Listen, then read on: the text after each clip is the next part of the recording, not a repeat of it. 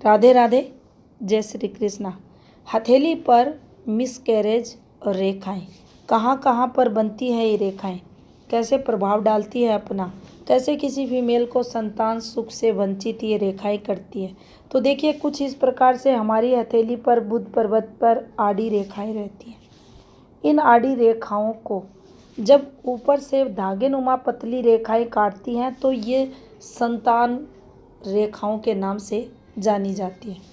यहाँ देखिए कुछ ऐसे रेखाएं अगर हमारी हथेली पर आ जाएं, इस प्रकार से ये रेखाएं आई हुई है, संख्या में कितनी भी हो सकती हैं। मान लीजिए शादी हो चुकी है और इस रेखा को हम गहरा कर देते हैं, लास्ट वाली रेखा को। शादी के बाद ये समय हमने निकाल दिया, इस समय हमने कोई उपाय ऐसा किया, बच्चा नहीं किया, तो यहाँ आगे जाकर फिर संतान उत्पत्ति में दिक्कत होगी। ये रेखाएं लास्ट को बताती हैं और इधर से अगर देखा जाए तो ये रेखाएं प्रारंभ स्टार्टिंग समय को बताती हैं। अब ये रेखा अगर काली गहरी हो जाए तो यहाँ फिर आप ये देख सकते हैं कि संतान उत्पत्ति में दिक्कतें होगी, प्रॉब्लम्स बनेगी। संतान और रेखाएं कभी भी इस प्रकार से नहीं होनी चाहिए। ऐसी संतान रेखाएं कभी भी अच्छा फल नहीं देंगी। जब भी ये झूल कर चलेंगी, आप ये मान लेना मिसकैरेज की संभावना को 100% ये प्रबल कर देगी, होगा। अगर ऐसी झूलती रेखाएं आपकी विवाह रेखा पर हैं तो होगा। अब मान लीजिए है तो क्या करें। ऐसी झूलती हुई रेखा, यहाँ पर गहरी रेखा, काली डार्क गहरी रेखा है तो फिर क्या होगा। तो देखिए अगर हम यहाँ उपायों की बात करें तो सबसे पहले हमें विशेषकर जो 7वां माह रहता है, इसमें आपको विशेषकर ध्यान उस फीमेल का रखना चाहिए। और अगर समझे तो हमें स्टार्टिंग से जो नवग्रह से रिलेटेड वीडियो बनाया गया है उसका डिस्क्रिप्शन में लिंक डाल देंगे, देख लेना। 7 माह जो कंटिन्यू चलते हैं उनमें विशेष ध्यान, और नवग्रहों का 9 माह तक जो प्रभाव रहता है उनका कंटिन्यू अगर हम ध्यान रख कर चले तो इन रेखाओं के दुष्प्रभाव से बचा जा सकता है। तो ये हम एक काम कर सकते हैं। डॉक्टरी इलाज वगैरह वर्तमान समय में नॉर्मल बात है, लेकिन हम इन रेखाओं को माइनस कर सकते हैं अगर हम विशेष सावधानी रखें ग्रहों से संबंधित, और 7वें माह का विशेषकर यहाँ ध्यान रखा जाए। अब देखिए जब भी विवाह रेखा पर संतान रेखाएं डिस्टर्ब हो जाती हैं, ये कई प्रकार से बनती हैं, गहरी हो जाती हैं, 2 मुँह आकार बन जाती हैं, काफ़ी दिक्कतें प्रेगनेंसी के दौरान फीमेल को आती हैं।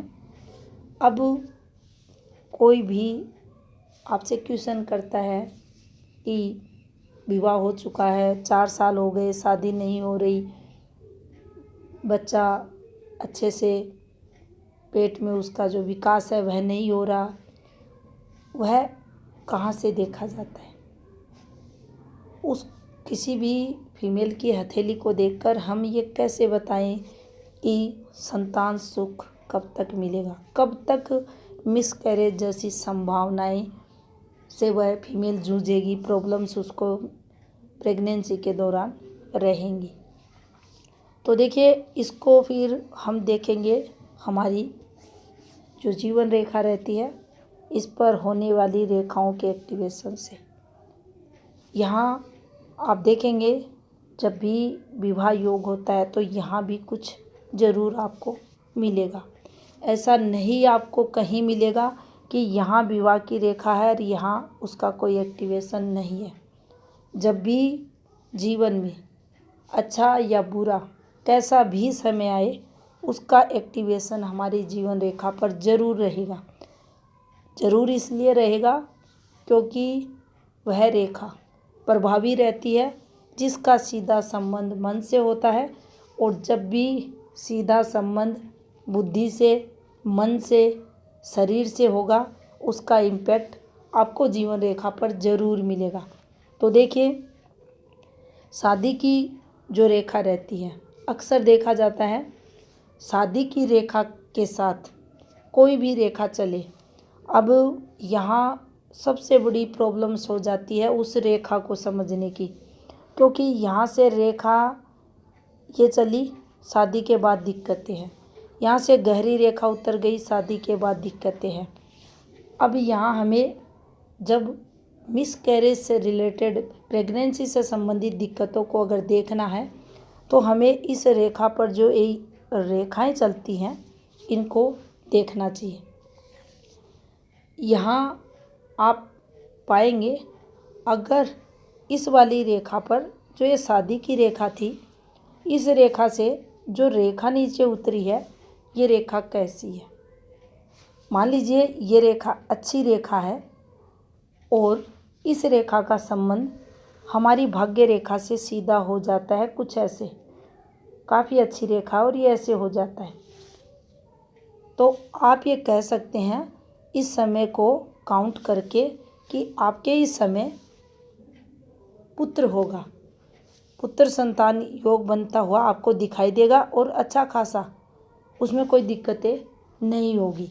अब यही ये रेखा ऐसे चली जाए, इसका कोई भाग्य रेखा से संबंध ना हो, तो आप यहाँ कह सकते हैं कि पुत्री संतान का सुख मिलेगा। ये रेखाएं ऐसे भी हो सकती हैं। आपको देखना है कि रेखाएं कैसी हैं, सीधा सा समझे। अगर स्पष्ट रेखाएं हैं तो कोई प्रॉब्लम नहीं है। अगर रेखाएं डिस्टर्ब, कैसे होती हैं रेखाएं डिस्टर्ब, तो देखिए, जीवन रेखा पर ये शादी की रेखा थी, इससे एक रेखा नीचे उतर जाए, इस रेखा पर बिंदु आ जाए, बिंदु का निशान बन जाए, ये प्रेगनेंसी के दौरान बड़ी प्रॉब्लम्स को, मिसकैरेज को बताएगा। यहाँ आकर ये मिसकैरेज हो जाएगा। तो ऐसी रेखाएं अच्छी नहीं होती। इसके अलावा अगर इस रेखा पर झूलती रेखा इस प्रकार से आए, ये विवाह रेखा से संबंध बनाती है, सर्पनुमा आकार की एक झूलती रेखा, और बिंदु भी आ जाए। अब झूलती रेखा चलेगी तो प्रेगनेंसी में प्रॉब्लम्स बार बार आएंगी, कभी कुछ, फिर बिंदु आ जाए, यहाँ फिर मिसकैरेज की संभावनाएं बढ़ जाएंगी, मिसकैरेज ही हो जाएगा। एक और फॉर्मेशन बनती है कुछ ऐसे, पहले रेखा डिस्टर्ब हुई, फिर रेखा अच्छी चल दी। जैसे हम मंगल पर देखते हैं कोई प्रॉब्लम्स की रेखा चल रही है, फिर ये अचानक से अच्छी हो गई, पहले दिक्कतें थी फिर सही हो गया सब। तो पहले प्रेगनेंसी के दौरान कुछ प्रॉब्लम्स रहेंगी, लेकिन बाद में रेखा का अच्छा हो जाना, चीज़ें आपको कुछ संघर्ष के बाद मिल जाएंगी। अब देखिए, मान लीजिए ये रेखा ही हमारी हथेली पर विवाह की, और इस रेखा पर ये रेखा निकली, ये प्रोग्रेस के लिए आती है, संतान से संबंधित, इस पर हम पॉजिटिविटी देखते हैं। ऐसे रेखा आ जाए, नुकसान देगी। अभी इसको फॉर्मूले को आप समझें तो देखिए इसने क्या किया, इस पर एक रेखा ने कट लगाया। अब यहाँ अगर आप ध्यान से देखें तो देखिए, जब भी ये रेखा चलती है, इस पर ये रेखा आएगी, नुकसान होगा, यही बना है यहाँ, नुकसान होगा। लेकिन अगर यही रेखा कुछ ऐसे चली जाती, ऐसे जाकर एक फॉर्मेशन बना देती, इसको थोड़ा सा हम, ये वर्ग से फिर ऐसे बना है, थोड़ा सा एक फॉर्मेशन आपको ऐसे समझा देते हैं, ये कुछ ऐसे और फिर यहाँ से कुछ ऐसे। अब देख सकते हैं आप, ये ट्रायंगल है, ये विवाह रेखा है तो पॉजिटिविटी जीवन में है, और इससे ये तरक्की की रेखा। नो डाउट ये थोड़ा डिस्टर्ब समय रहेगा, लेकिन यहाँ से यहाँ तक ये अच्छा इन्हें बेनिफिट देगी। तो यहाँ फिर संतान सुख मिलेगा। ऐसे भी बनेगी तो भी आप पॉजिटिविटी देखें, ऐसे नहीं बननी चाहिए। ये सेम वैसे ही वर्क करती है जैसे भाग्य रेखा पर ये रेखा सही नहीं है। इस रेखा पर ये रेखा आकर टिक जाएगी तो ये बहुत अच्छा है, प्रॉपर्टी बनाएगा, अपना घर बनाएगा। तो ये रेखा आपको मिसकैरेज करवा देगी, तो ये गलत है। ये संतान सुख में कमी को बताएगी। अब देखिए, यहाँ अक्सर अगर हम देखें तो हल्का सा कुछ ऐसी फॉर्मेशन सर्कल। अब दूसरा सर्कल कहाँ, यहाँ इस पार्ट पर, ये गुरु का एरिया रहता है यहाँ पर।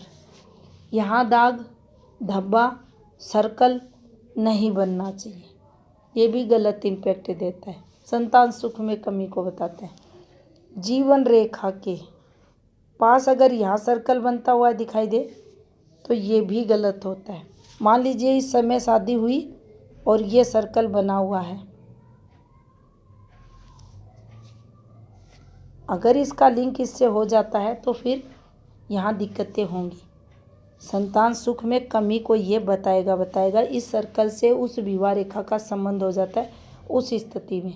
इसके अलावा राहु प्रभाव में चलने वाली रेखाएं, मान लीजिए एक काली गहरी रेखा आई हुई है और इस पर कुछ ऐसे करके फॉर्मेशन बनी है, जिसे हम राहु प्रभाव की रेखाएं बोलते हैं। अक्सर आपको हथेली पर बहुत सी जगह ये मिल जाएगी।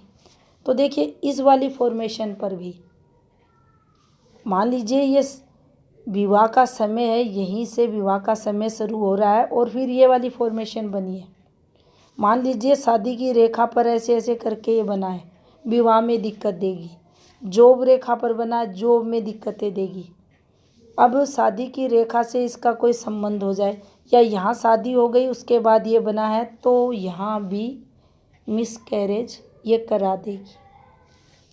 तो ये अच्छी फॉर्मेशंस नहीं मानी जाती, संतान सुख में कमी को दर्शाती है। तो ये थी जानकारी संतान से रिलेटेड, प्रेगनेंसी से संबंधित संघर्ष जो फीमेल द्वारा होता है, मिसकैरेज से संबंधित प्रॉब्लम्स जिन रेखाओं द्वारा होती है उनसे संबंधित। धन्यवाद।